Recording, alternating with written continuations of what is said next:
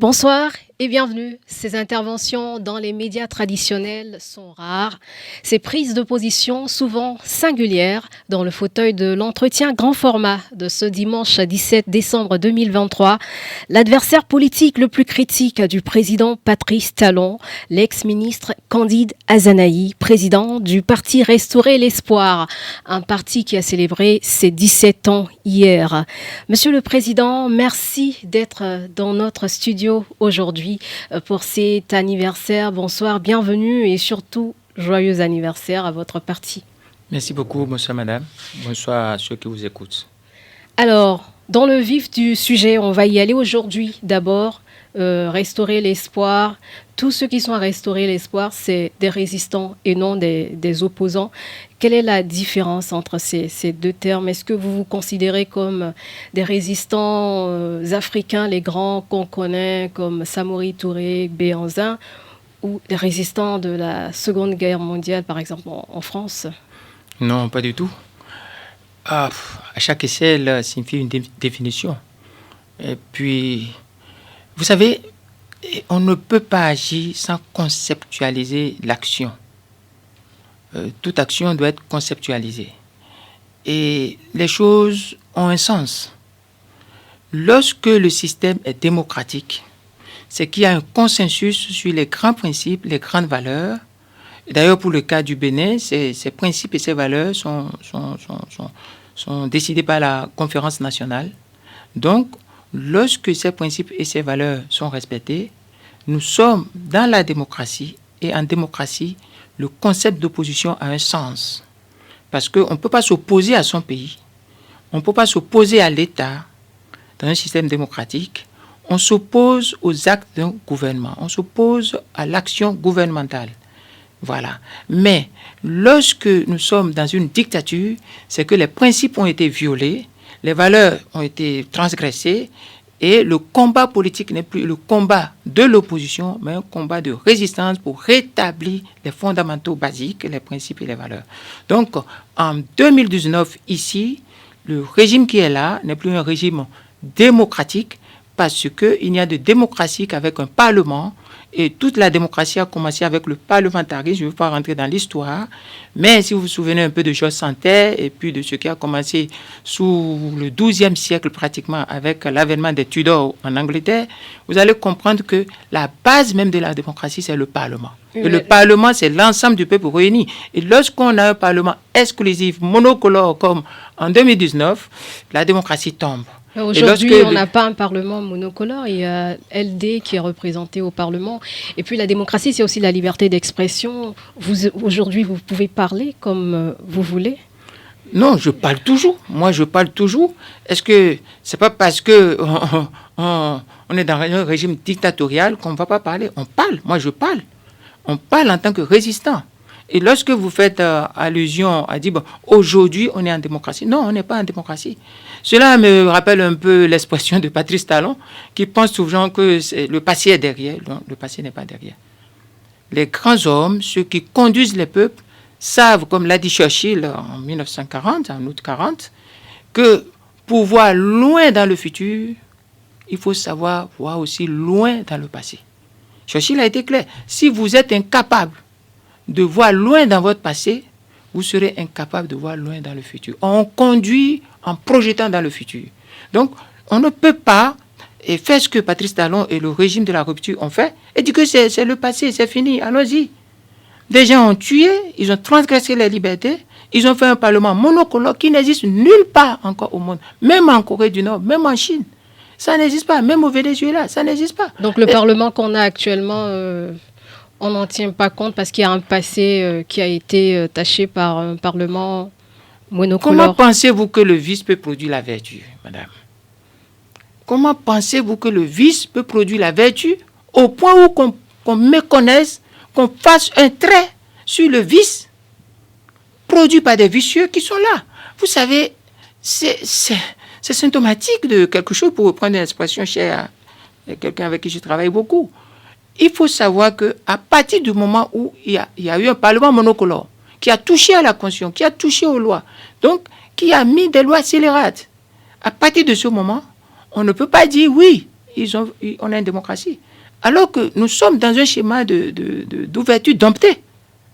Vous devez vous poser une question, madame. Qu'est-ce qui fait que Yahi Boni dit que le parti FCBE n'est pas de l'opposition?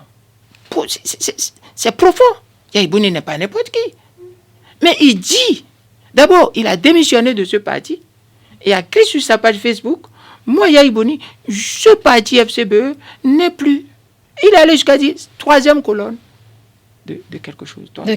C'est sur sa page Facebook. Si vous le permettez, on va revenir sur cette rencontre et cette déclaration de Boni Yahi. Là, vous comprenez la suite. Vous comprenez que même le statut de l'opposition, il y a des doutes là-dessus. Lorsqu'on doute de quelque chose, cela pose un problème.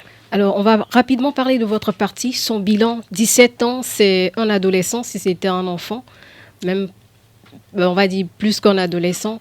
Quel est le bilan à mettre à l'actif du parti Restaurer l'Espoir, 17 ans après? Le parti a été créé en 2006.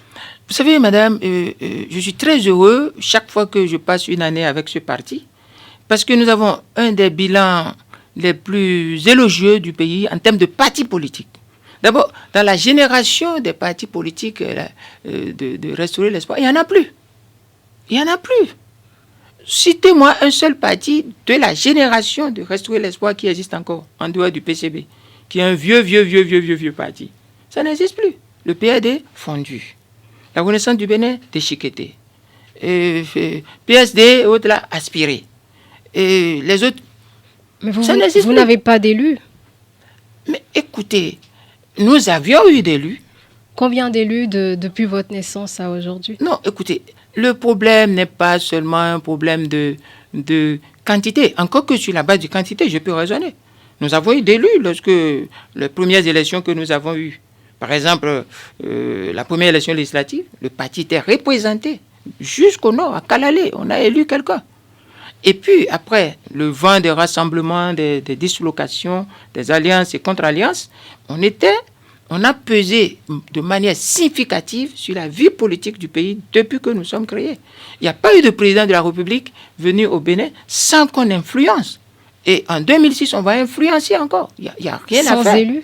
Est-ce que si vous aviez des élus? Nous avons eu des élus. Nous avons eu des élus jusqu'au moment où nous avons dit on ne candidate pas efficacement contre une dictature avec les règles de la dictature. Pour nous, à partir du moment où la dictature est installée avec l'avènement du certificat de conformité, il n'est plus possible pour nous d'aller servir de faire-valoir, de validation, de légitimation du vice de la dictature. Et depuis ce temps, nous avons été présents à toutes les occasions politiques, tant du point de vue de l'exécutif que du point de vue législatif que du point de local. C'est factuel. C'est ça.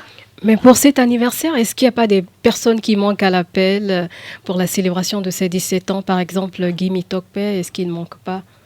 Vous savez, madame, c'est ceux qui sont membres d'une formation politique qui sont intéressés par cette formation politique. Est-il membre de la formation Restaurer l'Espoir? Est-il membre? Plus maintenant. Il a été débauché. Et quand j'emploie le mot débauché, vous savez, moi j'aime utiliser les concepts à partir de l'observation des faits. Je connais quelqu'un qui a dit, et j'ai les enregistrements avec moi, qu'au moment où ce monsieur était avec nous, ce monsieur discutait avec eux pour créer un autre parti politique. C'est qui eux?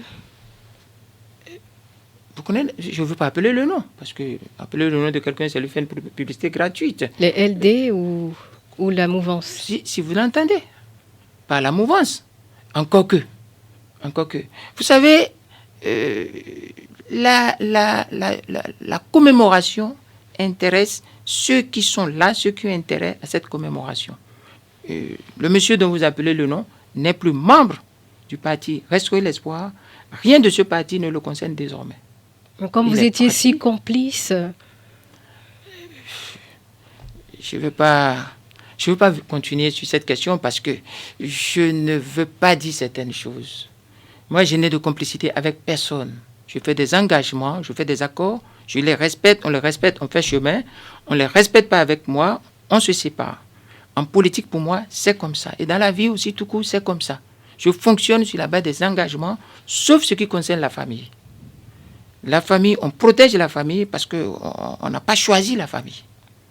La famille s'impose à nous, sauf lorsque nous faisons le choix de nos conjoints, de notre épouse. Ça, c'est différent.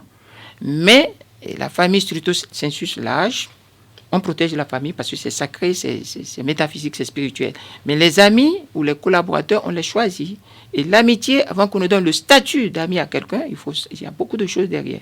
Les collaborateurs, les partenaires, c'est sur la base des engagements. Et comme je ne suis pas un gourou, si les engagements ne sont pas respectés, ça, c'est comme ça. Et je n'impose jamais un accord à quelqu'un. Mais dès que vous signez, vous êtes tenu de faire, ou dès que vous engagez, vous êtes tenu de faire, ou je me délie. Qu'est-ce qui n'a pas été respecté dans l'accord? Non, mais lui n'est pas un sujet pour que je fasse une émission là-dessus. Guy Mitokwe est un sujet pour moi? Non. Il n'est pas un sujet. Pourquoi vous voulez que je fasse une émission sur Guy Mitokwe? Non, l'émission n'est pas sur lui, lui, ça fait partie des sujets. Il n'est pas un sujet. Vous savez, j'ai formé des jeunes, beaucoup de jeunes, je les ai essayés à la politique, mais je dis toujours à ces jeunes, le vrai maître, celui qui forme bien, est heureux lorsque ceux qu'il a formés quittent et vont tenir école. Je le tiens d'Aristote et de Sénèque. D'accord. Vous n'êtes, à moins d'être un gourou, ouais, je ne sais quoi, lorsque les gens ont atteint une étoffe donnée, ils doivent aller se chercher. Ce que vous recherchez, c'est que ceux qui quittent votre école, qu'on les identifie, qu'on les apprécie aux valeurs qu'ils ont apprises. Mais lorsque ceux-là, certains quittent et vendagent les valeurs contre le ventre, le bas-ventre, on ne perdra pas le temps à parler d'eux. Alors, on va finir avec votre parti politique, la politique de la chaise vide, on peut le dire, entre griffes. Est-ce que le boycott va s'arrêter après Talon? Madame, vous devez faire une différence fondamentale, j'ai l'habitude de l'enseigner aux gens, entre la chaise vide, la chaise électrique et la chaise indigne. On ne s'assoit pas partout. On ne répond pas à toutes les chaises. Vous devez faire très attention. La chaise de l'indignité, c'est la chaise qui va vous rabaisser, qui est une moquerie, qui vous rabaisse, qui est une injure, qui provoque une contradiction entre votre identité, votre être et votre conscience, votre conviction. Mais la chaise électrique, c'est celle qui vous détruit, qui vous avale, qui vous efface, qui vous dilue. Mais la notion de chaise vide, même, les gens l'emploient n'importe comment. On ne s'assoit pas sur toutes les chaises. On ne s'assoit pas sur toutes les chaises. Jusqu'à quand? Mais, puisque je reprends votre question un peu pour comprendre. Est-ce que je peux comprendre votre question comme quand est-ce que vous allez participer à une élection? Oui. Bon, c'est comme ça, ce n'est pas la question de chaise vide. Ça, c'est la question du rétablissement des fondamentaux de la démocratie. Pourquoi? Toute personne qui candidate contre une dictature, avec les lois de la dictature, dans le schéma monopolistique des dictateurs, joue à un jeu inconscient ou à un jeu de complicité. Je l'ai sorti dans une déclaration que j'ai écrite et publiée au nom de la Résistance nationale, au moment où on était un peu plus ensemble, qu'on ne le fait pas. Parce que si vous commettez l'erreur en le faisant, vous avez 3 choses qui vous attendent. Soit vous irez au cimetière, on va vous tuer, le dictateur va vous tuer. Vous serez 2 mètres sous terre. Soit vous irez en prison, soit vous irez en exil. C'est les 3 choses lorsque le système est dictatorial. Parce que c'est le principe même de la dictature. Alors, quand je le disais en juillet 2020, le 9 juillet, sur ma page Facebook, vous allez voir. Cette déclaration, il y a un homme politique, un grand homme politique de ce pays qui m'a dit d'élever cette déclaration au rang de statut, de manifeste de la résistance. Je ne vais pas appeler le nom de cet homme. Je l'ai publié partout. Mais les gens n'ont pas compris. Ceux qui sont allés aux élections, ils sont où? Si ce n'est pas l'exil. Bon. Au Parlement, certains sont au Parlement. Vous voulez parler des dernières élections? Mais non. Vous parlez de qui? Il n'y a pas eu d'élection. Écoutez, est-ce que les règles du jeu ont été respectées ou est-ce qu'on a été obligé de repêcher ce que vous parlez? Vous voulez parler de la bande à Yahi Boni? Mais ils ont été repêchés, au propre comme au figuré, et ils le savent. Appelez-les. Ils le savent, ils ont été repêchés au vrai sens du mot. Parce qu'ils ne répondaient à aucun critère formaté par le dictateur. Vous les soupçonnez d'être avec la mouvance? Je ne soupçonne pas. Je pèse mes mots et je l'ai dit. Nous avons vu ce qui s'est passé jusqu'à ce que la Cour constitutionnelle intervienne et que, tout et tout, la Cour rentre dans ses prérogatives de régulateur, de choses-là. Et puis cette Cour a fait qu'ils ont refait des listes et tout et tout. Vous savez, c'est de la compromission politique. Parce que l'action politique doit fixer un but et porter ce but par le discours et par l'engagement avec le peuple. Mais lorsque vous le voyez, qu'est-ce qui s'est passé? Ces messieurs sont allés aux élections entre griffes, mais sous quel discours? Est-ce qu'ils ont atteint un seul de leurs objectifs? Aucun. Et ils n'atteindront aucun objectif. Mais ils ont des élus au Parlement aujourd'hui. Ils protestent sur certaines décisions, pas dans les mêmes formes peut-être que vous. Leur protestation a quel effet? C'est de la grimace législative. Ils ont obtenu par exemple un audit de la liste électorale. Est-ce que c'est pas un Le problème du Bénin, est-ce que c'est la liste électorale? Ne voyez-vous pas que ces messieurs, autant qu'ils sont en train de distraire, de se fourvoyer? Est-ce que le problème du Bénin, c'est même une élection pour pouvoir être aussi un élément qu'on appelle audit de quelle liste? Est-ce que l'audit dont ils parlent, ils n'ont qu'à aller faire l'audit? C'est de la distraction, madame. Ils n'ont plus rien après la compromission. Ils n'ont rien. Et ils ne peuvent rien. Parce qu'il y a une chronologie qu'il faut suivre dans le pays. Il y a une chronologie. Ils sont allés aux élections, entre griffes. Après, de quel processus? Quel était le débat en cours? Quel était le problème politique en cours? Le problème politique en cours, c'était le rétablissement de la démocratie et de l'état de droit. C'était les lois chrysogènes. La panoplie de lois scélérates. Et c'était en sus de cela, c'était... Mais c'est aussi en étant au Parlement... Les exilés. C'était aussi les emprisonnés. C'était l'état de droit et la démocratie. Est-ce qu'ils ont fait quelque chose? Non. Cela va vous montrer quoi? Que ces personnes, sur ce qui concerne le fond politique de Patrice Talon et de la rupture, Yahi Boni et ceux qui sont derrière lui et sa bande s'entendent parfaitement. Ils n'ont pas de critique à formuler là-dessus. Ils n'ont rien. Ils sont d'accord sur le fond. J'ai l'habitude de dire que quand on voit la rupture et le système conduit par Yahi Boni, c'est les véhicules de même marque, mais c'est les types de moteurs qui diffèrent. L'un est diesel, l'un est essence, c'est tout. Comment vous qualifiez leur rencontre il y a quelques semaines? Ça participe aussi de la même grimace pour dorloter, pour anesthésier. C'est des schémas d'anesthésie. Parce que, écoutez, tout le contenu. J'ai une brillante personnalité du parti, la secrétaire générale du parti qui a décortiqué ça. Mais cette rencontre a donné quoi? Elle n'a donné rien et elle ne donnera rien. D'abord, sur le fichier dont il parle, oui. Ils n'ont qu'à aller vérifier. Ils ne trouveront rien. Parce que on les a accommodés, on les a mis en condition avant. Et eux-mêmes le savent que nous n'avons pas un problème de fichier. Qu'est-ce qu'ils feront? Quand on prend ce fichier-là, c'est en amont qu'on s'attaque à un fichier. Un fichier électoral, c'est totalement trop tard. Tout est fait. Tout est fait. Et ce n'est pas un régime de ce genre qui va faire le fichier. Tout a été fait de manière monopolistique, pas une seule sensibilité politique. Mais le pouvoir a quand même concédé de faire auditer la liste. Est-ce que ce n'est pas une preuve de bonne foi? Vous savez, je veux pas... C'est une émission en direct, je ne veux pas employer certains mots. Je vous dis, c'est un jeu de ruse. Entre qui et qui? Entre le pouvoir et ceux qui sont d'accord avec ce schéma. Lorsque vous dites qu'un système est dictatorial, madame, vous n'avez pas de petites pièces à voir. C'est la matrice même, c'est le système même qui est malade.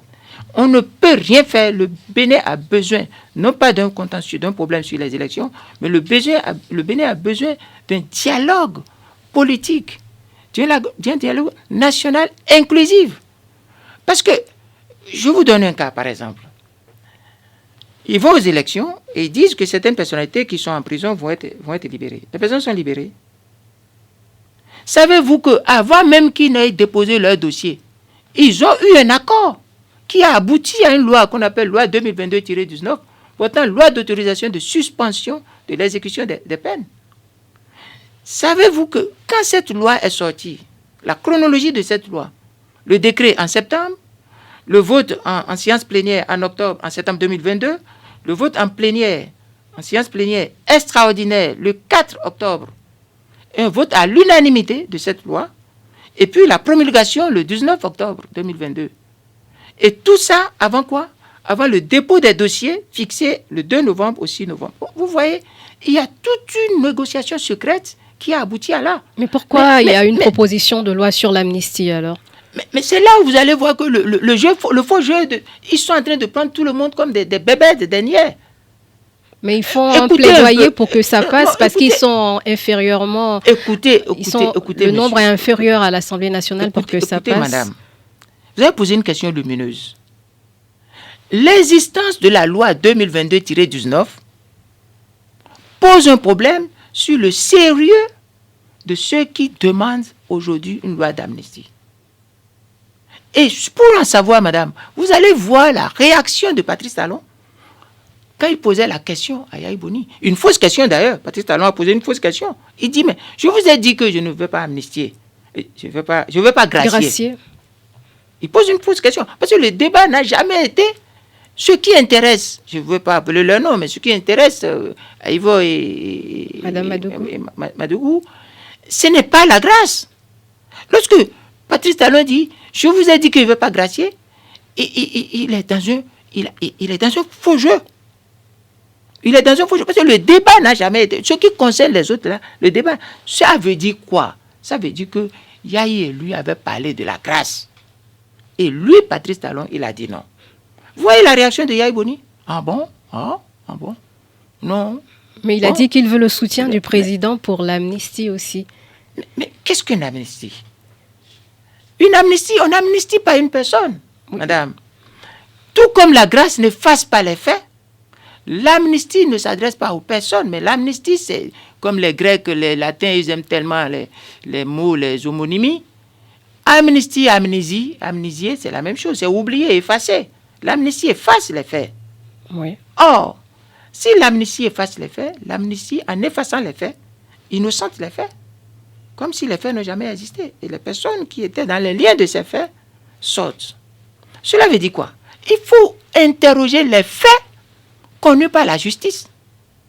Et c'est là qu'il faut voir soit ce que les Grecs appellent l'aiostologie, c'est-à-dire la production de l'ignorance pour se servir des faibles, soit ils sont dans ce schéma de production d'ignorance pour manipuler la population, soit ils sont de mauvaise foi, soit ils sont des maîtres de théâtre. Mais qu'est-ce que vous proposez par rapport au cas de cette personnalité? Je vous explique les faits pour que vous-même vous voyez. Lorsqu'on parle d'amnistie, on parle des faits. Or, quels sont les faits connus par la justice? Ces faits ne sont pas des faits politiques. Les faits connus par la criette ne sont pas des faits politiques. Alors, cet enfermement dans des faits entre griffes qui ne sont pas politiques pose un problème sur l'entêtement de ceux que disent ils défendent les prisonniers, les exilés, à aller dans ce sens. S'ils continuent, c'est qu'ils ont échoué sur l'enfermement des faits dans le politique. Oh, quand vous écoutez Patrice Talon, il dit, mais je n'ai arrêté personne pour des faits politiques. Et pourquoi Patrice Talon continue à dire cela?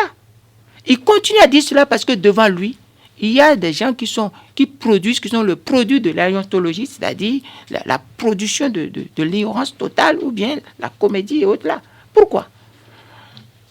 Lorsque vous acceptez aller aux élections sans poser de préalable, lorsque vous allez saluer, embrasser le dictateur en plein jour, à des cérémonies comme les 1er août et autres là, lorsque vous arpentez les palais de la présidence, et que ce qui vous intéresse, c'est d'aller voir les fleurs et de dire que vous perdez après avoir été chaud là, lorsque vous sortez d'audience et que vous dites, mais vous croyez à la bienveillance de celui que moi j'appelle un dictateur, et que vous-même vous avez parlé longtemps, et que vous cessez maintenant de parler, de le qualifier de comme ça, et de le fréquenter, c'est que vous avez fait le solde politique de ce qui vous opposait à lui. Mais ça participe à l'apaisement.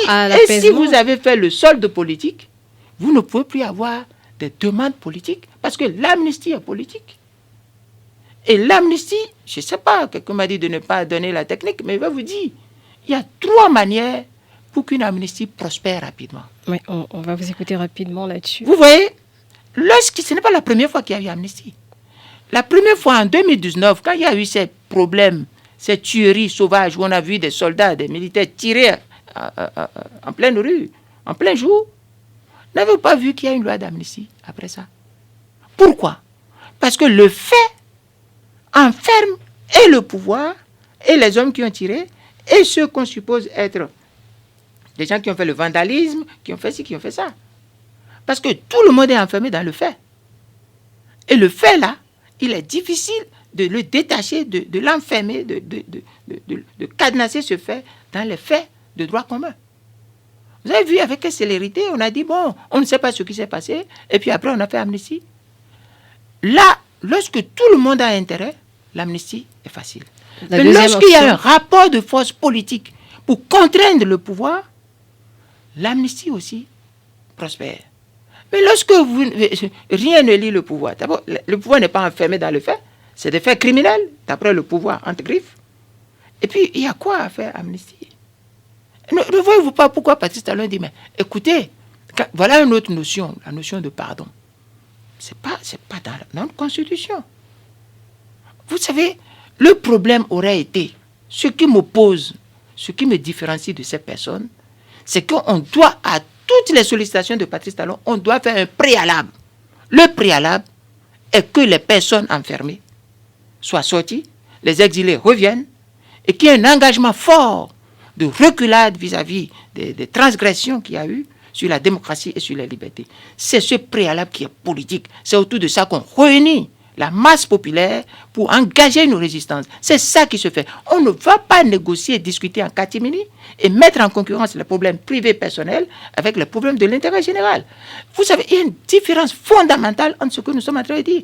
Nous sommes enfermés dans la vision, dans la superstructure de l'État, dans la vision, dans les principes et les valeurs, et d'autres sont enfermés dans les intérêts particuliers, les poches, l'argent et autres. Là. Vous voulez parler de quoi? Hier ou avant-hier, ils se sont partagés encore 1 milliard et quelques. Oui, financement des partis politiques. 1 milliard et quelques. UPBR ont 81%. Et les autres là, qui se suspectent, qui est opposant, qui n'est pas, ils ont à peine 19%. Du contribuable. Pour faire quoi? C'est la loi qui le veut ainsi. Mais toutes les lois ne rentrent pas dans les principes et les valeurs. Il faut faire une différence entre l'état de loi et l'état de droit. Puisque les lois même, la plupart des lois sous Patrice Talon ne respectent aucun principe, ni sociologique, ni moral, ni technique, de ce qu'on appelle loi. La volonté d'un individu ou d'une sensibilité ne peut pas faire office de loi. Et des penseurs ont parlé là-dessus. C'est passé à l'Assemblée nationale. L'état de loi peut être éthiquement immoral. Si vous le permettez, on va ouvrir de l'état de droit. Une autre fenêtre par rapport à cette émission. Depuis que vous avez claqué la porte, depuis que vous avez démissionné, est-ce que vous avez revu encore le président Patrice Talon en privé ou non? Mais moi, je vais vous dire quelque chose. Je mets la main sur le cœur, je parle sur l'honneur. Je ne suis pas l'homme des combinaisons. Je ne suis pas des visiteurs du soir. Je ne fais pas. Encore que Patrice Talon et moi, il n'y a pas d'inimitié entre nous. Il n'est pas un ennemi à moi. Nous avons une divergence fondamentale sur la question de l'état de droit des libertés, la superstructure, la vision de la société. Et il le sait. Tout le monde le sait. Ceux qui me connaissent, me connaissent. Je suis un homme transparent. Et depuis que j'ai démissionné le 27 mars, je n'ai jamais eu un contact privé, secret, ni direct, ni indirect avec Patrice Talon. Et la seule fois que je l'ai rencontré, c'est le 25 février 2019. Et là, le 18 février, nous avons fait une demande d'audience pour le rencontrer. Je vous ai même vu au palais, si bon, j'ai bonne mémoire, même si mes yeux faiblissent un peu. Et puis, il a décidé de nous recevoir le 25 février 2019, alors que la clôture des dossiers était le 26. C'est la seule fois que je l'ai vu. C'est tout. Et puis après, l'audience, vous avez vu, bon, il a marqué petite pause pour qu'on échange un peu. Mais cet échange est intérieur à moi. Et je ne peux pas rendre ça public. Mais même si des gens côte à côte, sont un peu à côté, ont écouté. Je vous dis, ce qui m'oppose à la vision politique de Patrice Talon, j'ai écrit dans ma lettre de démission, je le lui ai dit. Et cette lettre de démission, je l'ai transmise. Je n'ai pas publié jusqu'à aujourd'hui. Si je savais, je viendrais ici dans votre studio et vous donner ça. Mais j'aurai l'occasion. Moi, je ne suis pas à jour là. Il y a des non négociables en ce qui me concerne. C'est l'état de droit, la démocratie. Encore que ces derniers temps, je commence par réviser un peu ma compréhension de la démocratie. Mais sachez quelque chose, madame. Moi, j'ai passé toute ma vie à combattre politiquement. Très jeune, j'ai combattu sous le PAPB, j'ai été à la conférence nationale. Et ceux qui ont été à la conférence nationale, qui sont de ma génération, il y a des choses qu'ils ne peuvent pas accepter. D'accord. Voilà. Alors, est-ce que vous avez gardé des contacts avec des collaborateurs toujours de là-bas? Non. Non, pas du tout. Mais écoutez, vous savez, même si je vous disais oui, je vous disais non, ça équivaut à la même chose. Aucun des membres de l'entourage de Talon n'est mon ennemi. C'est vrai que certains ont peur, même certains ministres, ils ont peur de décrocher les téléphones et autres là. Mais moi, ça ne me dit rien. Je comprends que c'est la règle. Donc, vous les appelez? Je n'appelle pas. Mais je vais vous faire une confidence. Lorsqu'un ministre démissionne, je l'appelle toujours. Oui. Donc, vous avez appelé Omeki? J'ai appelé Omeki. Vous avez discuté? Qu'est-ce que vous avez dit? Je ne discute pas. Il a décroché? Bon, il a décroché. Certains décrochent, certains ne décrochent pas. Lui, il a décroché. Je ne discute pas. J'appelle pour dire bon courage. Pourquoi? Parce que ça s'arrête là. La personne va comprendre pourquoi j'ai dit bon courage. C'est tout. Je ne suis pas contre Patrice Talon. Je ne suis pas contre quelqu'un.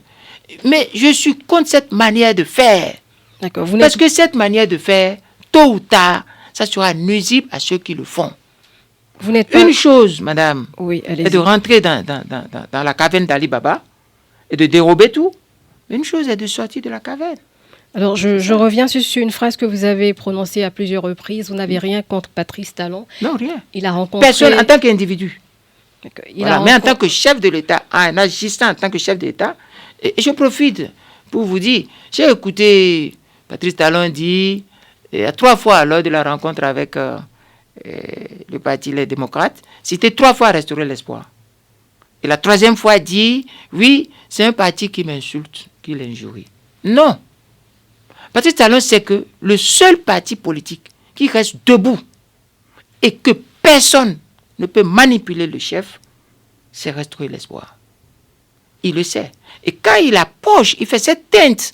Moi, je doute qu'il soit dans une préparation psychologique. Pour dire, voilà, il insulte. Mais ce serait une erreur grave, une méconnaissance, parce que la politique est discours. Et quand vous le traitez de dictateur? Le discours politique, madame, s'adresse à 2 pans de l'opinion. Le pan privé et le pan public. Mon discours ne s'adresse pas au privé de Patrice Talon. Vous ne verrez aucun de mes propos, aucune de mes déclarations s'adresser à la vie privée, à l'aspect privé de Patrice Talon et de qui que ce soit. Sauf si je suis attaqué sur le privé, je réponds sur le privé comme je le veux. Si vous m'attaquez à 1 gramme sur le privé, vous me donnez la liberté de vous attaquer à 1 tonne sur le privé. Mais Patrice Talon, je l'attaque sur le public. Et j'ai le droit de l'attaquer sur le public. Et sur le public, je l'attaque en gradation. J'explique le contexte et je dis ce qui s'applique à lui. Lorsqu'il a fait tomber le Parlement pluriel et qu'il est dans un Parlement monocolore, il est un dictateur parce qu'il fonctionne sur une dictature. Et lui-même ne s'en cache pas. Lui-même dit, la dernière fois, j'ai suivi quand il était avec Yahi Boni, il a dit quoi? En dehors de la démocratie et puis des élections, écoutez, est-ce que infrastructure, je ne fais pas? Mais est-ce que ça veut dire qu'on est en dictature? Madame, c'est votre perception. Moi, ma perception dit que quand quelqu'un prend le Parlement monocolore, il est un dictateur. Même si le Parlement était pluriel, quand quelqu'un vient dans un État où on a 4 libertés, et que la personne réduit une seule liberté, la personne fait de la dictature. Parce que la démocratie, c'est l'expansion des droits et libertés. La démocratie est progrès, dynamisme. Et le but de la démocratie, c'est de conquérir plus de droits, plus de libertés aux gens. Ce n'est pas de les restreindre. Nous sommes dans les concepts et nous voyons à partir des concepts ce qui est factuel. Or, le factuel, est-ce que oui ou non, on n'a pas exclu? Est-ce que oui ou non, le 11 avril 2019, Patrice Talon sur l'ORTB n'a pas dit combien de fois il est prêt à assumer le fait que les élections soient exclusives. Monsieur candidat Zanaï, voilà. Et si Talon vous demandait si vous faisiez appel, il aimerait vous rencontrer, qu'est-ce que vous lui répondrez? Il a rencontré Yahi Boni, il a rencontré Nicéphore Soglo, vous, que lui répondrez-vous? Écoutez, moi, est-ce que mon problème est que Patrice Talon m'appelle ou qu'il ne m'appelle pas, qu'il appelle le peuple. Mais vous, s'il vous adressait cette demande? Mais je ne veux pas employer le mot qu'il raffole, il va aviser, je ne veux pas employer ce mot. Mais je dis, je n'ai pas un problème personnel avec lui. Je vais vous faire une confidence. Et je ne veux pas appeler le nom d'appel. Une personnalité de ce pays m'a appelé un jour et a dit, moi, j'ai fini de régler mes problèmes avec Patrice Talon. Il va t'appeler. Et je lui ai dit d'appeler des personnalités comme toi, ceux qui sont fâchés, autres là, pour régler les problèmes. J'ai dit à la personne, il n'y a pas de problème privé. Et si j'en avais, je n'irai jamais mettre mes problèmes privés en concurrence avec les problèmes de l'État. Patrice Talon n'a pas un problème avec moi, je n'ai pas un problème avec lui. J'ai l'habitude de dire, nous n'avons pas les mêmes goûts.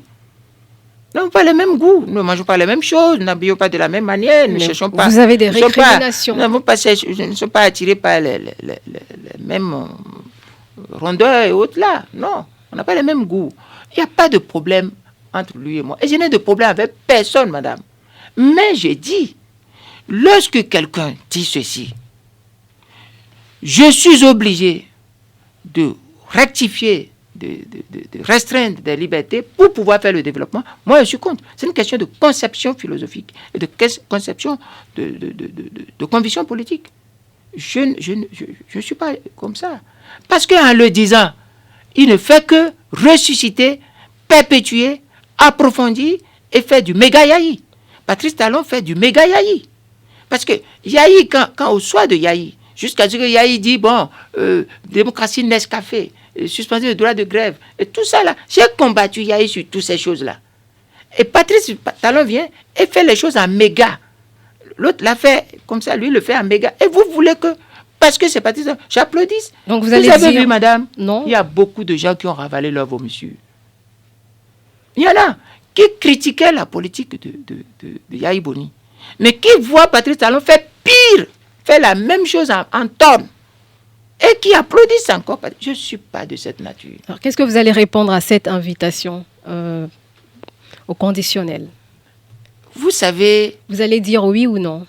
Vous savez, je vais vous parler franchement. Chaque jour suffit sa peine. Je n'ai pas réfléchi là-dessus. Et les choses sur lesquelles je n'ai pas une conceptualisation fixe, je ne m'aventure pas sur le terrain. Ce n'est pas à l'heure du jour dans ma tête. Ce qui est à l'heure du jour dans ma tête, c'est de conduire une résistance intelligente pour aboutir à quoi? À la désintégration du pouvoir de la rupture, pas de l'État. Parce que si je dis ça, ceux qui ne sont pas très intelligents, très logiques, vont dire « il appelle à la désintégration de l'État ». Non, j'appelle à la désintégration du pouvoir, comment on l'appelle, de la rupture. Voilà. On va s'éloigner mon problème, c'est ça. Il faut désintégrer ce pouvoir de la rupture et il faut mettre en déroute tous ceux qui font de la compromission contre de l'argent. Mais est-ce que ça ne passe pas par le dialogue aussi, les discussions, monsieur Bien sûr, le dialogue, madame. Le but, lorsqu'on conduit une résistance pacifique, c'est le dialogue. Quand vous parlez de désintégration, ce sont des mots forts. Ce n'est pas des mots forts. Le but, c'est de désintégrer ça. C'est qu'ils disparaissent. Ils disparaissent parce qu'ils sont dans ce qui est dangereux pour eux-mêmes et pour la République. Le but d'une résistance pacifique, c'est de nous réunir autour d'une table. C'est pourquoi moi j'appelle. Or, le but de ceux qui font la compromission, c'est la substitution. Si vous voyez ce que la bande à Yahi Boni, c'est se substituer à la bande à Rumpé. Au point même où Yahi Boni, et quand ils sont partis là-bas, un de ses membres a dit, bon, il faut mettre quelqu'un là pour que l'opposition soit là. Et l'autre, Talon, il a la grande facile, il dit, mais il y a l'autre déjà là qui est opposant. Et il dit, vous savez, la politique pour moi, ce n'est pas une conquête de poste, c'est une conquête de pouvoir. C'est pour ça que moi, j'ai démissionné de poste. J'ai abandonné poste. Alors que les gens sont à la recherche de poste. Nous ne sommes pas dans la même vision. Voilà un peu, madame. Alors, est-ce qu'il y a quelque chose de positif que vous avez remarqué sous le pouvoir actuel depuis qu'il est là? Vous savez, il y a des notes éliminatoires pour sanctionner quelque chose. Je suis enseignant. Il y a des formations où on voit la note éliminatoire. Et quand la note éliminatoire, on ne lit même plus le reste. Mais les autres existent quand même. Même si la note éliminatoire est là. Sortez-moi un peu, je vais vous montrer. Non, c'est une question que je vous pose pour savoir si vous avez noté quelque chose de positif. Il n'y a rien de positif dans la rupture. Rien. Absolument rien. Vous avez de l'illusion. Ceux qui ne sont pas intelligents vont voir de l'illusion. Il n'y a rien. De quoi vous voulez parler? La personne transgresse l'état de droit et la démocratie. La personne même se lève et dit, l'état de la démocratie, non, pas comme ça. La liberté gère. Et il le dit partout. Et la personne même dit, la dernière fois j'ai écouté quelque chose, il dit, mais le passé est derrière nous. Écoutez, madame. Mais d'aucuns vous parleront des routes. Quelles routes? Les nouvelles routes à Agla. Les nouvelles routes à Agla. Oui. Madame, vous me faites souvenir un peu à Victor Hugo quand il dit, le malheur de l'humanité, c'est d'avoir donné le privilège, la primauté à la matière au lieu des idées. Et quand vous parlez de quelle route? Dans quelle opacité? Dans quelle opacité? Pour quelle charge? Nous sommes dans la dépossession de l'État sur fond de corruption et d'opacité. Nous sommes des êtres humains, nous ne sommes pas des insectes pour être attirés par les lumières. Quand j'ai vu quelqu'un et les peintures, quelqu'un est allé au palais et dit on a mis des fleurs dans les choses là. Un homme politique va au palais et dit on a mis des fleurs. C'est comme on va mettre deux ou trois monuments mal conçus, mal positionnés. L'Amazone? Mais rien ne s'appelle Amazon, madame. J'ai fait un article de facture scientifique là-dessus, en remontant à l'étymologie Amazon, en allant même jusqu'à dire comment on a fait. Rien ne s'appelle Amazon. Les Amazones sont des losers. Madame, je suis devant vous, et l'émission en direct, il y a certains mots qui ne sont pas bien de dire, sinon j'allais les dire. Quand quelqu'un s'appelle Amazon, la personne est une femme qui vit hors société, qui tue ses enfants, garçons, et qui s'en prend aux hommes. C'est la définition de l'Amazone. Mais on fait référence aux guerrières qui ont défendu. C'est des agodiers. Oui, les agodiers. C'est pas des Amazones. Oui. J'ai vu le ministre, j'ai écouté le ministre Abimbola qui a dit, mais écoutez, oui, si nous ne prenons pas le mot Amazone, les étrangers autres là ne vont pas vite comprendre le mot agodier. Ce qui veut dire que si au cours de l'argent, on va s'aliéner. Non. Non. Non. Les agodiers d'Abomey sont de braves guerrières victorieuses.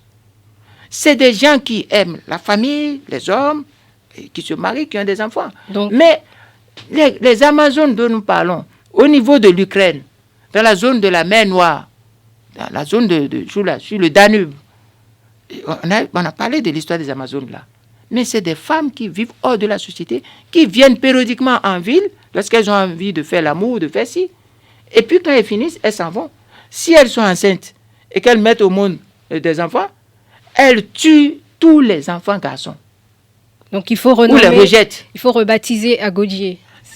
D'abord même, rien ne s'appelle Amazon.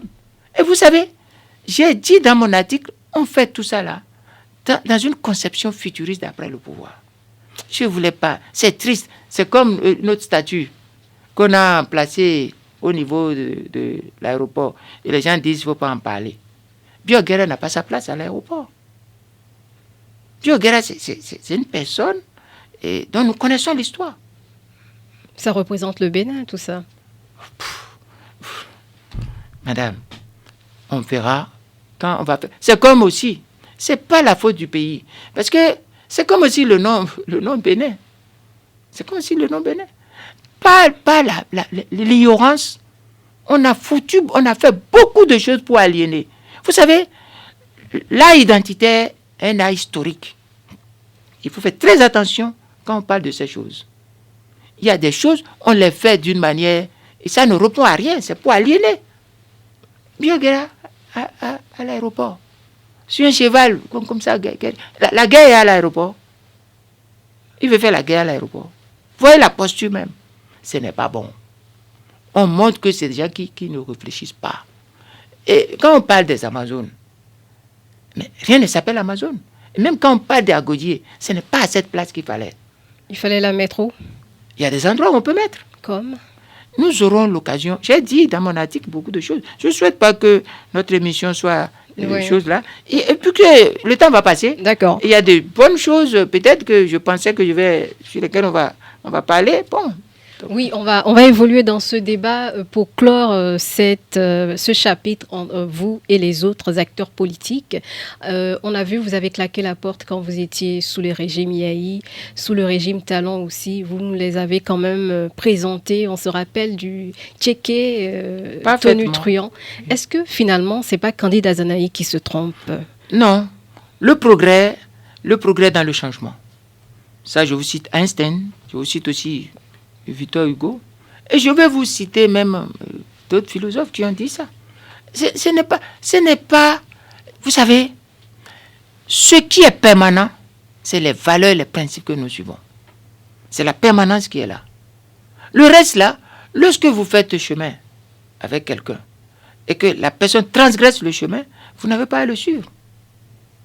Voilà un peu ce qu'il va vous répondre. D'accord. J'écoute ça là par des gens un peu faibles qui ne m'ont rien trouvé comme reproche, d'ici, dit ça. Mais ils n'ont qu'à voir tous mes discours depuis le début. Mes discours sont constants. Ce n'est pas parce que le soleil quitte l'Est et va vers l'Ouest que le soleil cesse d'être le soleil. Parce qu'il y a une question qui fait la constante du soleil, c'est la puissance et la trajectoire qui font de ce soleil quelque chose de constant et puissant. Ce n'est pas le fait que la Terre tourne et que vous pensez que c'est le soleil qui tourne. Oui, mais quand la personne qui nous dit que le soleil se lève à l'ouest et se couche à l'est, chaque dans fois, l'illusion. Et il revient et il nous dit non, que c'était pas ça. Non. On va dire, le soleil ne se lève, ne se couche pas, madame. C'est la Terre qui tourne. C'est un exemple, oui. Par exemple, c'est la Terre qui tourne. C'est la Terre qui tourne. Qu'est-ce qui est permanent dans mon discours? Ce qui est permanent dans mon discours, c'est l'état de droit et la démocratie. Mais je pouvais, quand je suis ministre, je pouvais dire, bon, ça suffit. Ça suffit. Mais je ne peux pas me contenter des avantages au point d'avoir une crise, d'avoir une confusion entre mon identité et mon être. Mon discours doit être conforme à ma conviction. Et c'est ce que je défends. Et vous allez voir, in fine. In fine, c'est ce que je dis qui va se passer. Alors, M. Azanahi, comment vous entrevoyez 2026? Moi, je suis en 2023. Oui, mais le temps passe très vite aussi. Non, le temps politique est long. En une semaine, en un jour, beaucoup de choses peuvent se passer. Donc, laissez un peu ça. Je sais qu'il y a des choses qui se susurrent. Certains pensent toucher à la Constitution, faire ci, faire ça. Qui va toucher à la Constitution et pourquoi? Mais vous entendez les rumeurs et les annonces? Non, on n'a pas entendu. Dites-nous ce que vous avez entendu. Si vous êtes journaliste majeur, et d'abord je vous connais, vous ne faites pas partie des nouveaux dans le journalisme. Vous avez assez d'étoffes, assez de références. Mais vous écoutez. Peut-être qu'on n'a pas entendu la même chose. Qu'est-ce que vous avez entendu? Qu'est-ce que vous avez entendu? On pose des questions aujourd'hui. Aujourd'hui, c'est vous l'interviewé. D'accord. Mais j'aurais souhaité, si ça ne vous intéresse pas, on passe à autre chose. Non, dites-nous pourquoi une révision de constitution? Parce que c'est une phrase qui crée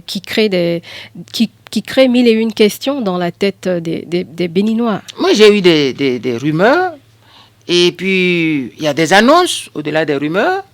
Et puis, il y a eu des rencontres dont nous avons les échos.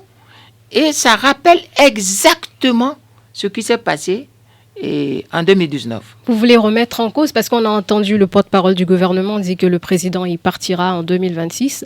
Lui-même, il l'a dit pendant des interviews.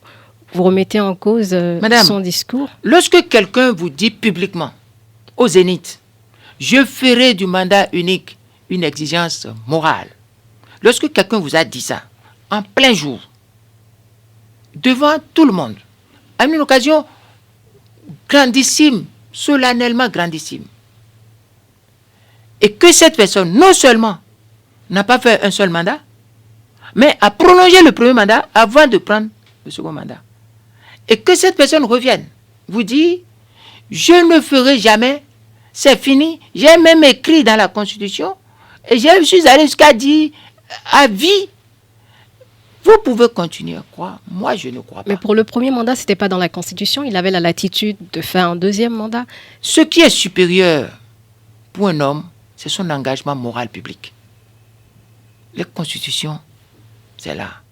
Mais lorsque l'individu dit quelque chose publiquement et s'engage et jusqu'à dire une exigence morale, si la personne là arrivait à remettre cela en cause pour quelque raison que ce soit, la personne n'a pas d'exigence morale. Et celui qui n'a pas d'exigence morale, on ne peut pas avoir confiance en cette personne. Encore que dans la Bible, il est dit, malheur à l'homme qui fait confiance à l'homme pour ceux qui croient en la Bible. Mais cette suspicion, elle a l'air de revenir à chaque fin de mandat. Ce n'est pas une suspicion. Nous sommes en politique. Nous sommes en politique. Sous Kérékou, même avec Touche pas ma Constitution. Nous sommes en politique. Et l'homme politique a visé et prévient en posant des hypothèses. Moi, je pose des hypothèses. Donc, c'est que des hypothèses. Il y a des annonces. Il y a des rumeurs. Et à partir de ça, je vous dis ce qui s'est passé en 2019, ça peut revenir. On peut arriver à une révision de la Constitution par voie parlementaire. On peut arriver d'initiative parlementaire. On peut arriver à une révision de la Constitution d'initiative gouvernementale. On peut arriver à une révision de la Constitution par tiers. Et comme ce qui s'est passé avec le certificat de conformité. Et passer par la Cour constitutionnelle. Parce qu'il y a un problème dans la Constitution qu'ils ont aujourd'hui. La Constitution qu'ils ont manipulée et qu'ils ont voté nuitamment. Quel est le problème avec la Constitution? Il y a plein de problèmes. On dirait même que c'est des artisans qui ont... Encore que les artisans sont des gens très lucides. On dirait, mais ceux qui ont rédigé ça, mais ils ont fait quoi? Ils ont appris quelle école? Ils ont quelle anticipation? Oui, un problème. C'est pas des spécialistes. Un problème crucial que vous reprochez à cette Constitution. Il y a une batterie de problèmes dedans qui, lorsqu'on va arriver à ces aspects-là, va créer des problèmes. Regardez, il y avait un problème avant qui les a amenés à arrêter des élections. On a 7 minutes pour finir cette émission. C'est toujours ce là, que vous avez 1 minute pour développer votre idée. Vous voyez, par exemple, je vais laisser tout là, je vais vous expliquer quelque chose sur la Constitution. Prenez la Constitution. Lorsque vous voyez venir et que le stratège en chef doit écouter un peu, anticiper. L'anticipation ici, c'est quoi? Il y a un problème de légitimité, un problème de légalité qui se pose dans le test constitutionnel sur la chronologie des élections dites générales. Oui, les élections générales, législatives et communales. Il y a un problème de légitimité, un problème de légalité. Lequel? Lié au parrainage. Et le parrainage pose déjà problème à leur propre niveau à cause de l'échec de la réforme du système partisan où ils pensent dessaisir les individus porteurs potentiellement qui peuvent parrainer, les dessaisir et les confier aux partis politiques. Ils ont discuté avec des responsables qui ont accepté. Je ne veux pas dire les noms. Il y a un grand responsable qui a accepté. Mais quel est le problème avec le parrainage? Le parrainage, premièrement, sera arraché aux individus et confié au chef de parti. Il y a un chef de parti qui a accepté déjà. Bon, je ne vais pas appeler son nom. Oui, vous parlez de chronologie entre les élections générales. La chronologie entre les élections générales pose un problème à quel niveau? Au niveau de la question de la légalité, de la légitimité. Des gens qui ont été battus aux élections pourront parrainer les candidatures de nouveaux présidents et les gens qui ont été élus ne pourront pas parrainer. Et à cause de ce qu'ils ont fixé maladroitement et gauchement dans la Constitution. Donc, si par exemple, un malin incapable d'actionner, d'activer la révision par le Parlement, ayant peur d'activer la révision par une proposition de loi, et que, par un malin génie, il recourait à la Cour constitutionnelle pour demander à cette Cour, vous me suivez, de procéder à un réalignement, un réajustement des dates, de manière à ce que ce qui devait passer avant passe après. Vous ne voyez pas ce qui va se passer au Bénin pour la première fois. C'est qu'une révision de la Constitution sera induite par la Cour constitutionnelle comme une injonction de la Cour. Or, comme les décisions de la Cour sont sans recours, nous aurons une induction de la révision à partir de la Cour constitutionnelle. Cela est le danger qui va nous faire venir à l'idée le drame du certificat de conformité. On verra. Par la Cour constitutionnelle. C'est dommage. C'est pour ça qu'il faut avoir cette Cour constitutionnelle à l'œil. Il faut l'avoir à l'œil. Ce n'est pas seulement le Parlement qui a le problème qu'il faut avoir à l'œil aujourd'hui. Mais est-ce que la Cour constitutionnelle peut réviser la Constitution? Ça vient des parlementaires, n'est-ce pas? Je vous donne une hypothèse. Nous sommes au Bénin, non? D'accord. On verra tout ça. Vous allez voir. Moi, j'analyse, j'anticipe. Une révision est possible, pas une induction, pas d'une proposition de loi au niveau du Parlement.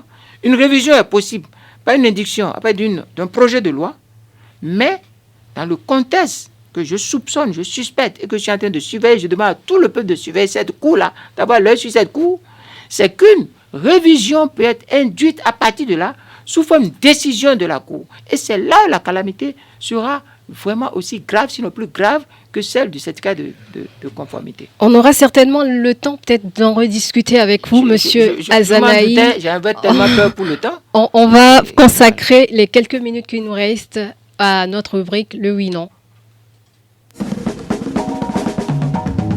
Alors, 5 questions donc dans cette rubrique, 5 questions auxquelles vous êtes appelés à répondre par oui ou par non. Ensuite, vous aurez l'occasion de justifier vos réponses.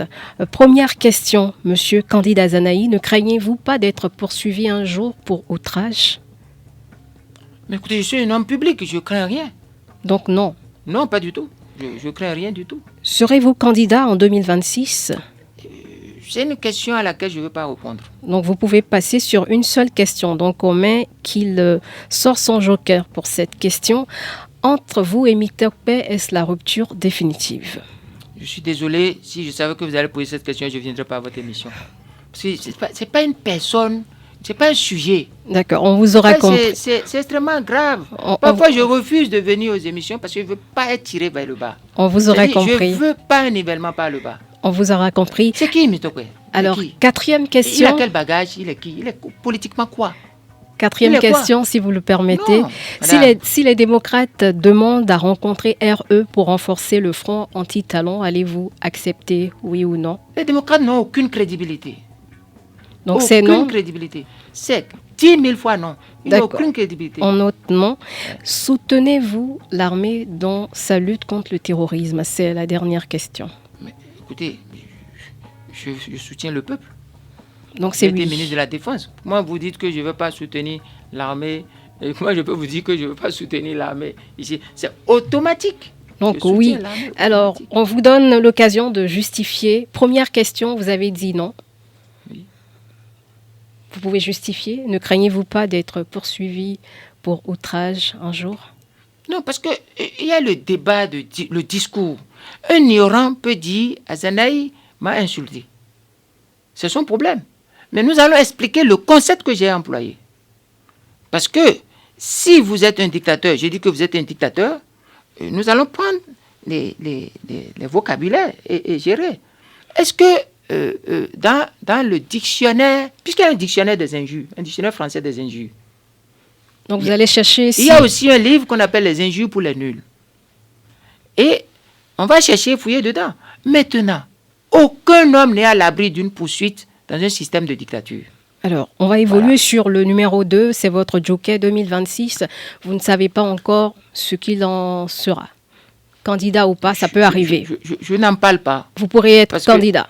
Je n'en parle pas, parce que ce n'est pas défini par mon parti, on n'en a pas parlé. Nous nous concentrons sur la résistance, la désintégration de la rupture, la mise en déroute des comploteurs et des vendeurs d'illusions.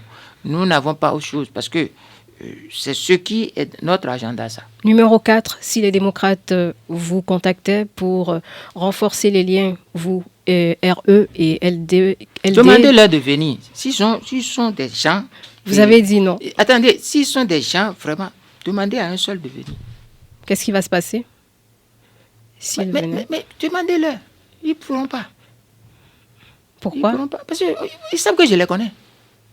Je les connais de A à Z. Je les connais individuellement et collectivement. D'accord. La dernière... là, c'est des sous-traitants de la dictature. C'est des sous-traitants de la dictature. C'est des sous-traitants. Ils peuvent cesser de croire. Aïvo et Rukia, s'ils continuent d'être là-bas, c'est à cause de ces personnes. Comment? Parce qu'il y a une loi 2022-19 qui est une loi de consensus, une loi qui est le résultat des négociations clandestines qu'ils mènent. Et lorsqu'on prend les micros, quand on publie les écrans, ils disent non, qu'ils ne savaient pas qu'il y avait des micros. C'est ces processus qui ont abouti à ces lois. Dernière question, soutenez-vous l'armée dans sa lutte contre le terrorisme? Vous avez dit oui en tant que... Oui, je soutiens l'armée. J'ai été ministre de la Défense. J'ai eu le temps de côtoyer ces militaires, tant les hommes de troupes que les hommes de commandement. Et croyez-vous, et puis croyez-moi plutôt, il y a des gens très intelligents dedans, qui sont plus outillés intellectuellement que beaucoup de civils. J'ai écouté quelqu'un qui dit que le rôle de l'armée n'est pas de diriger un État. J'ai beaucoup rire. En plus d'être des intellectuels, ils ont une formation du sens de l'État et du patriotisme. Quelque chose à dire sur la stratégie actuelle, à ajouter? Quelle stratégie actuelle? Contre le terrorisme. Quelle est la stratégie? Personne ne m'a appelé pour parler de stratégie. Et on n'a jamais expliqué une stratégie. Je comprends que la stratégie militaire ne peut pas être dans les rues, mais on n'a pas consulté des gens. Si on avait consulté des gens, on leur aurait parlé de ce qu'est la guerre aujourd'hui et de l'extension du domaine de la guerre aujourd'hui. Ça s'apprend dans les écoles d'état-major, des écoles de commandement, où on a une histoire de la guerre, une géopolitique de la guerre, une géostratégie de la guerre, et on sait ce qu'est la guerre. Merci. Et le concept de terrorisme, ou de terrorisme au sens stricto sensus, et terrorisme selon les variantes. Donc, jusqu'à pas les terrorisme qui sont